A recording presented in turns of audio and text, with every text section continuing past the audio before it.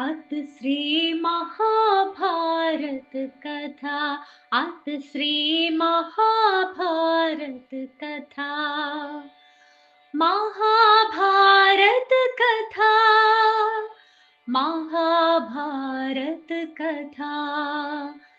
कथा है पुरुषार्थ की, स्वार्थ के परमार्थ की, सार्थ की जिसकी बने श्री कृष्ण भारत पार्थ की।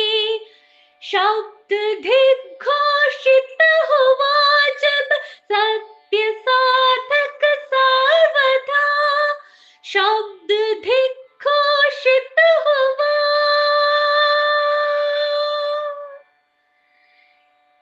यदा यदा हि धर्मस्य ग्लानिर्भवति भारत, अभ्युत्थानम् अधर्मस्य तदात्मानं सृजाम्यहम्, परित्राणाय साधूनां विनाशाय च दुष्कृतां,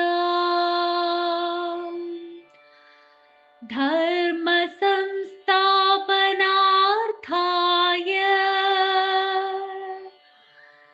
संभवामि युगे युगे।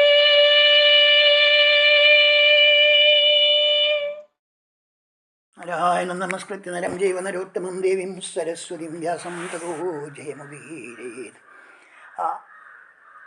അശ്വമേധിക പർവ്വത്തിൻ്റെ അവസാന ഭാഗം ആയ കീരി പറഞ്ഞ കഥ ആണ് 226 ദിവസമായ ഇന്ന് ചർച്ച ചെയ്യുന്നത്. ആ യുധിഷ്ഠിര മഹാരാജാവിൻ്റെ അശ്വമേധം കഴിഞ്ഞ ആ സ്ഥലത്ത് ധാരാളം ആ കാലി കഴിച്ചതിൻ്റെയും ഒക്കെ ജലങ്ങൾ കെട്ടിക്കിടക്കുന്നുണ്ടായിരുന്നു. അവിടെ ഒരു പകുതി ശരീരം സ്വർണ്ണവർണ്ണമുള്ളതായ ഒരു കിരി വന്ന് അവിടെ കിടന്ന് ഉരുണ്ടു നോക്കി എന്ന് പറയാണ്. എന്നിട്ട് അതിൻ്റെ ബാക്കി ഭാഗം സ്വർണ്ണമാവുമോ എന്നറിയാനായിരുന്നു അത് ചെയ്തത്. എന്നിട്ട് പക്ഷെ അതുകൊണ്ടൊന്നും സംഭവിച്ചില്ല. അപ്പോൾ കിരി പറഞ്ഞു, ഇതത്ര വലിയ ഒരു യാഗമൊന്നുമല്ല, വലിയ ശ്രേഷ്ഠതയുള്ളൊരു കാര്യമാണ് എന്ന് എനിക്ക് പറയാൻ കഴിയുന്നില്ല എന്ന് പറഞ്ഞു. ഇത് കേട്ടപ്പോൾ എല്ലാവരും യുധിഷ്ഠിര മഹാരാജാവ് കൂടി ചോദിച്ചു, എന്താണ് നീ ഇങ്ങനെ പറഞ്ഞതിൻ്റെ കാരണം എന്ന് ചോദിച്ചു. അപ്പോൾ ആ കിരി പറഞ്ഞ കഥയാണ് ഇവിടെ ചർച്ച ചെയ്യുന്നത്. ഒരു ബ്രാഹ്മണൻ ഉണ്ടായിരുന്നു, അദ്ദേഹത്തിൻ്റെ ഭാര്യ, മകൻ്റെ ഭാര്യ, ഇവരോടൊക്കെ കൂടി അങ്ങനെ ജീവിക്കുകയാണ്. അദ്ദേഹം ദിവസവും ഉഞ്ചവൃത്തി എന്ന് പറയുന്ന, അതായത് വീണ് കിടക്കുന്ന നെൽമണികൾ വറുക്കിക്കൊണ്ടുവന്ന് വറുത്ത് പൊടിച്ച് അതുകൊണ്ട് 4 പേരും പങ്കുവെച്ച് ഭക്ഷണം കഴിച്ചുകൊണ്ട് ആയിരുന്നു അവർ ജീവിച്ചിരുന്നത് എന്ന് പറയുന്നു. അങ്ങനെ ഒരു ദിവസം അവർ കിട്ടിയ ആ നെൽമണികൾ വറുത്ത് പൊടിച്ച് 4 പങ്കുവെച്ചിരിക്കുമ്പോഴാണ് അതിഥിയായിട്ടൊരു ബ്രാഹ്മണൻ അവിടെ എത്തിച്ചേർന്നു. അദ്ദേഹത്തിന് വിശപ്പും ദാഹവുമൊക്കെ ഉണ്ട്, എന്തെങ്കിലും തരണേ എന്ന് പറഞ്ഞു. എന്നാൽ ശരി, ആ അതിഥിയുടെ കാല് കഴിയിച്ച് എൻ്റെ ഭാഗം കൊടുക്കാമെന്ന് ഭർത്താവ് പറഞ്ഞു. അപ്പോൾ ഭാര്യ പറഞ്ഞു, അങ്ങനെയല്ല ധർമ്മം, കാരണം ഞാൻ അങ്ങയുടെ പത്നിയാണ്, ഭർത്താവിന് വേണ്ട ശുശ്രൂഷ ചെയ്യേണ്ടത് പത്നിയുടെ ധർമ്മമാണ്, അതുകൊണ്ട് എൻ്റെ ഓഹരിയാണ് കൊടുക്കേണ്ടത് എന്ന് പറഞ്ഞു.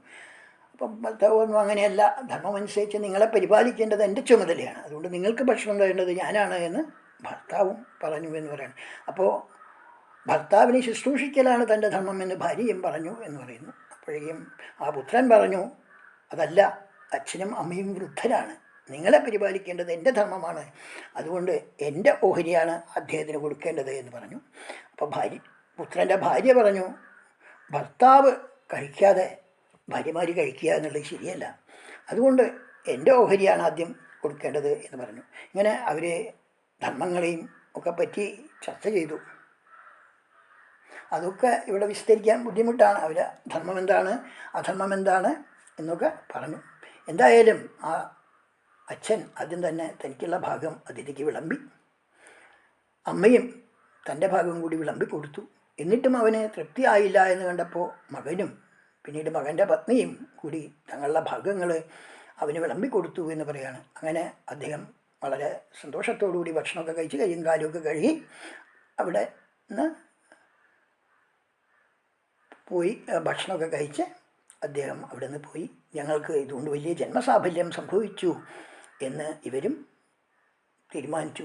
ആ പിതൃക്കളും ദേവന്മാരുമൊക്കെ നമ്മളോട് അനുഗ്രഹമുള്ളവരായി പരലോകത്ത് നമുക്കെല്ലാ സൗഖ്യവും കിട്ടുമെന്നൊക്കെ ഇവർ സ്വയം പറഞ്ഞു എന്ന് പറയണം. ആ നേരത്ത് സ്വർണ്ണവർണ്ണത്തിലൊരു വിമാനം അവിടെ വന്നു ചേർന്നു.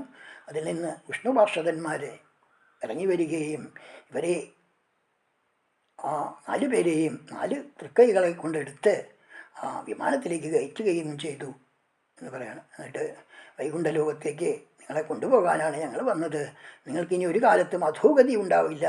ഞങ്ങളെപ്പോലെ തന്നെ ഞങ്ങളിൽ ഒരാളായി ആ ഭഗവാനെയും സേവിച്ചുകൊണ്ട് നിങ്ങൾ ജീവിക്കാം എന്നൊക്കെ പറഞ്ഞുകൊണ്ട് ആ നന്ദനും ഉപനന്ദനും ഒക്കെ ആയിരുന്നു ആ വന്നത് എന്നാണ് പറയുന്നത്.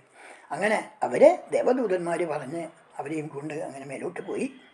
ആ സമയത്താണ് ആ അതിഥിയെ കാല് കഴിച്ച കുറച്ച് ജലം അവിടെ ഉണ്ടായിരുന്നു. അവിടെ ഞാൻ ചെന്ന് കിടന്നു നോക്കി. അപ്പോൾ എൻ്റെ ശരീരത്തിൻ്റെ ഒരു ഭാഗം നനയാനുള്ള ജലം ഉണ്ടായിരുന്നുള്ളൂ. എങ്കിലും ആ ഭാഗം ഇങ്ങനെ സ്വർണ്ണവർണ്ണമായി തീർന്നു. അതിനുശേഷം ലോകത്ത് എത്രയോ ബ്രാഹ്മണരെ ഓരോരുത്തരും കാല് കഴിച്ച് ഉള്ള വെള്ളത്തിലൊക്കെ ഞാൻ പോയി അന്വേഷിക്കാറുണ്ട്. അതുപോലെ ഇതാ ഇവിടെയും ധാരാളം ബ്രാഹ്മണരെയൊക്കെ കാല് കഴിച്ചിട്ടാണല്ലോ അങ്ങ് ഈ യാഗമൊക്കെ ചെയ്തത്. അതുകൊണ്ട് ഞാൻ എൻ്റെ ബാക്കി ശരീരഭാഗം കൂടി സ്വർണ്ണവർണ്ണമുള്ളതായി തീരും എന്നുള്ള ആഗ്രഹത്തോടു കൂടിയാണ് ഇവിടെ വന്നത്. പക്ഷേ അന്ന് ആ സകൃപ്രസ്ഥൻ ചെയ്ത പുണ്യകർമ്മത്തിൻ്റെ ഒരംശം പോലും ഇല്ല അങ്ങയുടെ ഈ യാഗത്തിൻ്റെ മഹത്വം എന്ന് പറഞ്ഞ് ആ കീരി അവിടെ നിന്ന് പോയി. എല്ലാവരും ശരിയാണ് കീരി പറഞ്ഞത് എന്നുള്ള അർത്ഥത്തിൽ എല്ലാവരും അതിനെ അനുമോദിച്ചു എന്ന് പറയാണ്. അതിനുശേഷം ആ യുധിഷ്ഠിര മഹാരാജാവ് ഭഗവാനെ നമസ്കരിച്ച് ഭഗവാന്റെ മായാവിലാസങ്ങളെയൊക്കെ ചിന്തിച്ച് ആ രാജ്യവും പരിപാലനം ചെയ്ത് അവിടെ താമസിച്ചു എന്ന് പറഞ്ഞുകൊണ്ടാണ് ഈ അശ്വമേധിക പർവ്വം ഇവിടെ സമർപ്പിക്കുന്നത്. എല്ലാവർക്കും നമസ്കാരം.